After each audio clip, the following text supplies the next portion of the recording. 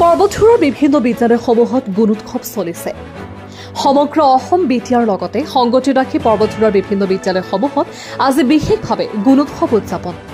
কিন্তু অতি দুখ আৰু পৰিতাপৰ বিষয় যে প্ৰতিভা সম্পন্ন ছাত্ৰ ছাত্ৰী অনুপাতে বিদ্যালয়সমূহত পৰ্যাপ্ত পৰিমাণে শিক্ষক শ্ৰেণীকোঠা, ডেস্ক বেঞ্চ আদি নথকা পাঠদান কৰাত খুবেই অসুবিধাৰ সন্মুখীন হৈছে বুলি পৰ্যবেক্ষক তথা প্ৰধান শিক্ষকে সাংবাদিকক জানিবলৈ দিয়ে। উল্লেখিত বিষয়সমূহৰ ওপৰত চৰকাৰ তথা বিভাগীয় কৰ্তৃপক্ষই গুৰুত্ব আৰোপ কৰিবলৈ পৰ্যবেক্ষক তথা প্ৰধান শিক্ষকসকলে বিনম্ৰভাৱে আহ্বান জনোৱা পৰিলক্ষিত হয়। আজি প্ৰথম দিনৰ দ্বিতীয় পৰ্যায়ৰ গুণোৎসৱত Baniyamari ME school, Chapaguri ME school, Mahamaya ME school, Khuraghat ME স্কুলত বিশেষ তাৎপৰ্য বহন কৰে। ইয়াৰে এক প্ৰতিবেদন আমি আপোনাক দেখুৱাই আছো। আমাৰ হাতত পৰ্যবেক্ষক নিৰীক্ষণ বিষয়াসকলৰ মন্তব্য আছে, সেয়া আমি শুনাই লৈছো। বগৰীবাৰীৰ পৰা ফৰাজ আলীৰ ৰিপৰ্ট, প্ৰতিদিন লাইভ। প্ৰয়োজন স্কুলৰ কাৰণে একদম লাগতিয়াল যিবিলাক অভাৱ হৈ আছে, আমার মেইনলি লাগতিয়াল একদম এসেন্সিয়াল হল আমার বিল্ডিং লাগে।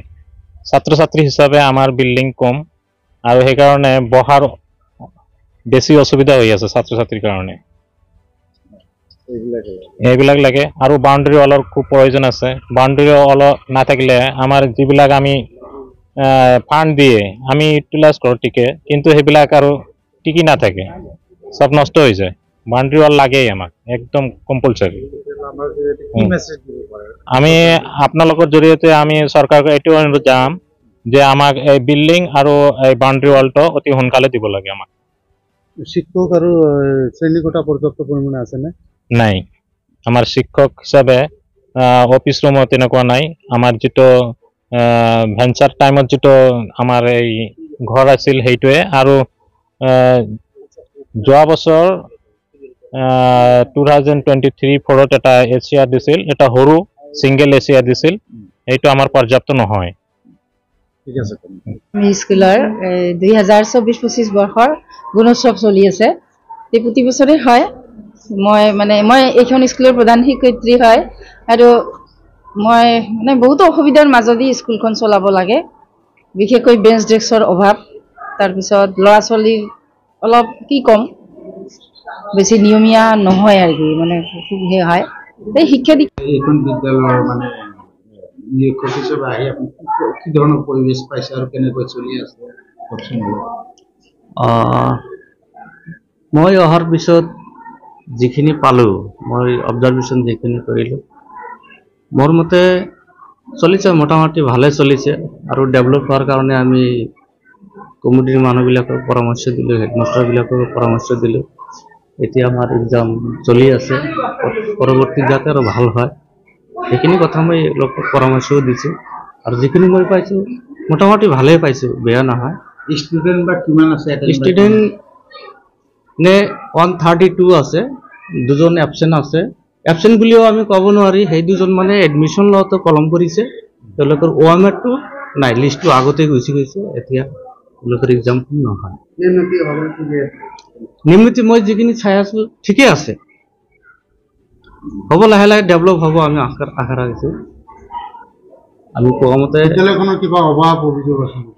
কিছুমান অভাৱ অভিযোগ আছে, এডিশ্যনেল ৰুমৰ অভাৱ অভিযোগ আছে, আৰু ইউৰিনেলৰ অলপ অভাৱ অভিযোগ আছে। যদিও যিখিনি আছে মোটামুটি চলি আছে, কিন্তু এডিশ্যনেল ৰুমৰ অভাৱ আছে।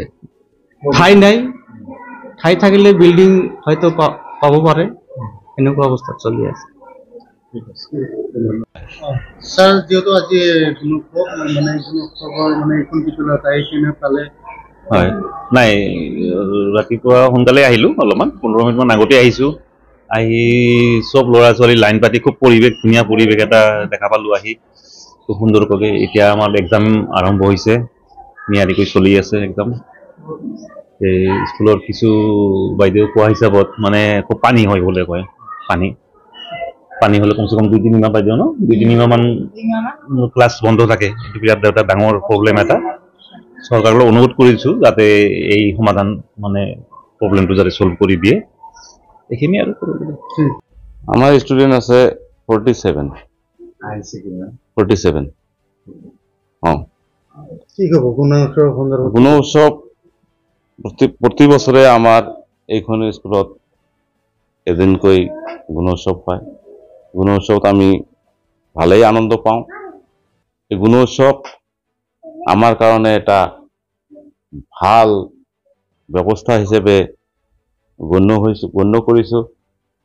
আৰু আজি যিটো গুণোৎসৱ পাতিছোঁ, ইয়াত বাইদেউজন আহাতে আমি আনন্দিত হৈছোঁ। তাক শুভেচ্ছা জনাইছোঁ, যাতে আমাৰ গুণোৎসৱৰ ছাত্ৰ ছাত্ৰীৰ ইভালুৱেশ্যনখিনি, মূল্যায়নখিনি ভাল হয়, তাৰ বাবে আমি আশাবাদী, আশা কৰোঁ যে ভাল হ'ব। মই ৰাতিপুৱা ইয়াতে 9 বজাৰ আগে আহি পালোহি। উষ্ম আদৰণিৰে মোক ইয়ালৈ ভিতৰলৈ আনিলে। তাৰপিছত পৰীক্ষা চলি আছে, ভালেই লাগিছে। সুকলমে এইখিনি সময় পাৰ হ'ব বুলি মই কামনা আৰু আশাও ৰাখিলোঁ। আৰু লগতে বিদ্যালয়খনৰ উত্তৰোত্তৰৰ কামনা কৰিছোঁ। পিছে ছাত্ৰ ছাত্ৰীৰ সংখ্যা খুব এটা বেছি নহয়। সংখ্যাৰ ক্ৰমোন্নতিৰ কাৰণে শিক্ষকৰ লগে লগে এই অঞ্চলৰ বাদখিনি অলপ সহায় কৰিলে ষ্টুডেণ্টৰ সংখ্যা নিশ্চয় তাকৰ পৰা বৃদ্ধি পাব। আৰু ইনফ্ৰাষ্ট্ৰাকচাৰৰ ক্ষেত্ৰতে মই অকণমান হেৰেঙা দেখিছোঁ, কিয়নো বাউণ্ডেৰী ৱালৰ পৰা আদি কৰি বহুত বস্তুৰ স্কুলখনত অভাৱ আছে। ফাৰ্ণিচাৰৰ পৰা আদি কৰি লাইব্ৰেৰী, কিতাপ পত্ৰ ৰখাৰ ঠাই ঠিকমতে দেখা নাই।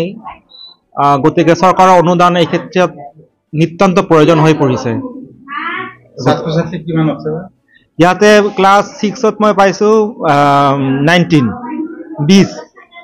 19 আছে, 7ত 15, আকৌ 8ত